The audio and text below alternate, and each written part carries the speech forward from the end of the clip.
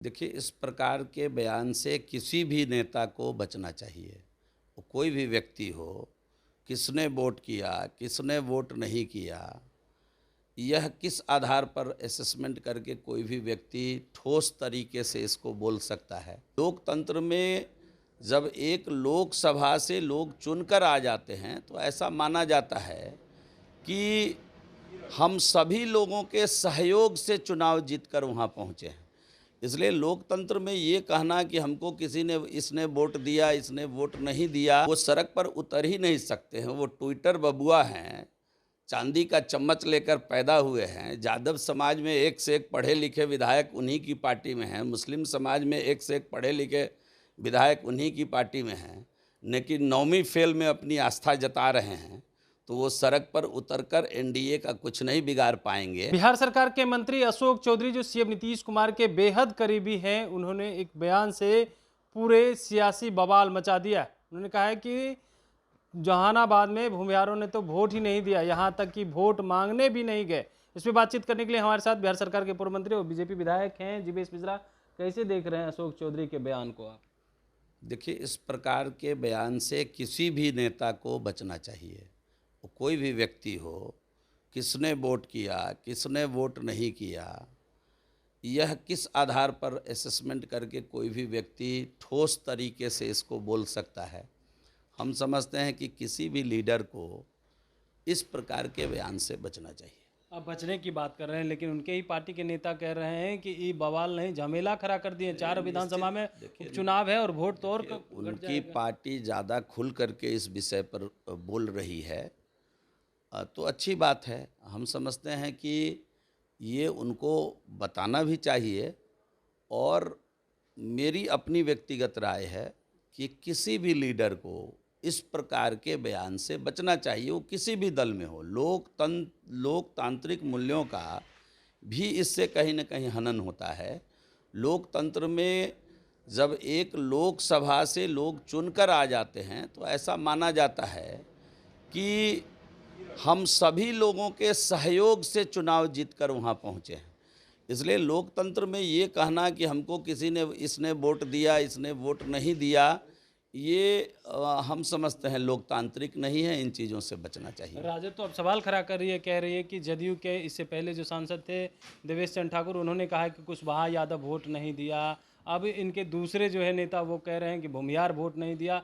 आखिर वोट दिया कौन और जीत कैसे गए? वही बात तो समझने वाली बात है ना, कि मैंने आपको पहले कहा कि किसी भी लीडर को इस प्रकार के बयान से बचना चाहिए, पहली बात। राजद तो सवाल दूसरी खड़ा कर बात रही है। कि राजद जो सवाल खड़ा कर रही है, तो राजद को जो सवाल कर रहे हैं, उनके पार्टी के जो मुखिया थे, उनको ज़रा याद दिलाइए कि वो तो मंच पर खड़ा होकर के किसी ज़माने में बूढ़ा बाल साफ करने की बात करते थे, और मंच पर खड़ा होकर के माई समीकरण एवं वाई समीकरण, मुस्लिम यादव समीकरण की बात ठोक करके करते थे, और कभी मुस्लिमों को आगे बढ़ाने का काम नहीं किए। हमारे ज़िला के अब्दुल बारी सिद्दीकी जी थे, लगातार जीतने वाले इतने होशियार लोग थे, और जब सरकार में डिप्टी सीएम बनने की बात आई, तो पहली बार नौवीं फेल बेटा को उप मुख्यमंत्री बना दिया, और काबिल अनुभव रखने वाले अब्दुल बारी सिद्दीकी को किनारे कर दिया। तो वो क्या बोलेंगे हम लोगों को, ये बताइए। उनको बोलने का कोई हक है क्या, जो केवल अपने परिवार की राजनीति करता हो, जो जाति की भी राजनीति नहीं करता हो, वो क्या हम लोगों के ऊपर बोलेगा। इसलिए राजद की चर्चा मत करिए। बहरहाल किसी लीडर ने इस प्रकार का बयान दिया है, वो पहले दिया हो, अभी दिया हो, कि हमको इसने वोट दिया, इसने वोट नहीं दिया, यह लोकतंत्र में लोकतांत्रिक मूल्यों के लिए ठीक नहीं है। आप कह रहे हैं लोकतंत्र मूल्यों के लिए ठीक नहीं है, लेकिन तेजस्वी यादव कह रहे हैं कि मुसलमान को वोट देने का बात नहीं कर रहे थे। हमने बीजेपी विधायक हो या मंत्री थे, उनको हम ठंडा कर दिए थे सदन के अंदर। अब कल सड़क पे उतर करके ठंडा करने का काम करें। तेजस्वी जी को तो जनता ठंडा कर दी। वो तो क्रिमिनल बैकग्राउंड के ये लोग रहे हैं, इसलिए किसी को ठंडा कर सकते हैं। तेजस्वी जी अपने परिवार के आचरण के अनुरूप बयान दिया है, इसमें कुछ भी गलत उन्होंने नहीं बोला है। गुंडई, रंगदारी, ये उनके खून में है। तो अगर तेजस्वी जी ने इस प्रकार की कहीं बयान दिया है कि हम ठंडा कर दिए, तो इस काम के लिए वो और उनका परिवार जाना जाता रहा है।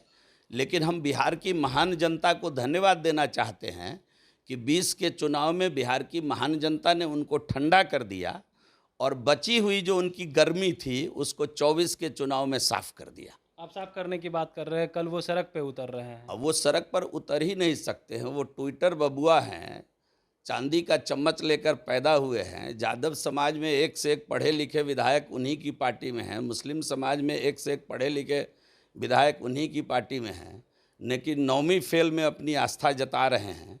तो वो सड़क पर उतरकर एनडीए का कुछ नहीं बिगाड़ पाएंगे, वो सड़क पर ही अब रहेंगे, ऐसा बिहार की महान जनता ने मन बना लिया। 9वीं अनुसूची में डालना ही होगा, आरक्षण का जो दायरा बढ़ा है उसको। वो क्या कर रहे थे इससे पहले? उनके पिताजी 15 साल थे बिहार के शासन में, माता पिता मिला करके, वो क्या कर रहे थे?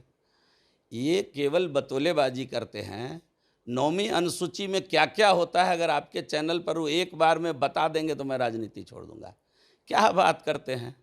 जस करनी तस भोगहु, ताता गोस्वामी जी ने लिखा है। तो 9वीं अनुसूची किसकी इजाज़त देता है? 9वीं अनुसूची क्या है, उसके क्या नियमावली है, इस बात को पहले माननीय पूर्व डिप्टी सीएम महोदय को कहिए ठीक से अध्ययन कर ले, फिर बयान दे। बिल्कुल, तो आप सुन रहे थे क्या कुछ कह रहे थे बिहार सरकार के पूर्व मंत्री और बीजेपी विधायक जीवेश मिश्रा। इन्होंने कहा है कि 9वीं अनुसूची के बारे में विस्तार से बता दे तो हम राजनीति छोड़ देंगे। वहीं अशोक चौधरी के बयान को लेकर के कहा है कि इस तरह के बयान से बचना चाहिए। कमलेश कुमार, लाइव बिहार, पटना।